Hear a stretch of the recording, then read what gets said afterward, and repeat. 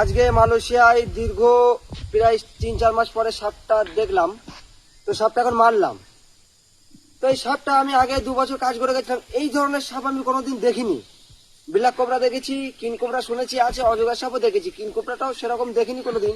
কিন্তু এই সাপটা আমি আজকে প্রথমবার দেখলাম। বিশাল বিষধর সাপ। সাপটা দেখে মানে আমাদের দেখে তাড়া করে করে আসছিল। তো আমি আবার এমন একটা ছেলে সাপ না মেরে, মানে যেই সাপ আমি একদিন দেখি সেই সাপ না মারলে আমার ভাই ঘুম আসে না। তো এই সাপটাকে আমি এখন মারলাম। এই যে বন্ধুরা, সাপটা ভালো করে দেখো, কি জাতের সাপ আমি বুঝতে পারছি না, আজকে প্রথমবার দেখলাম তো মালয়েশিয়ায়। তো কাউরি যদি জানা থাকে কমেন্টে জানিয়ে যাবেন সাপটা কি সাপ। এই যে বন্ধুরা ভালোভাবে দেখো, বেশ লম্বাই কম করে প্রায় 4 ফুট লম্বা হবে, সরু, বেশি মোটা না, আর বিশাল বিষধর সাপ। সাপটা ফেনা তুলছিল, বিশাল খতরনাক ফেনা। সাপটা ভালো করে দেখো বন্ধুরা। এই যে মালয়েশিয়া পাম বাগানে বেশি দেখা যায় না, আর যখন দেখা যায় তখন মানে বিশাল বিষধর সাপই দেখা যায়। এই যে বন্ধুরা, কেটে দিয়ে বলো। ব্যাস।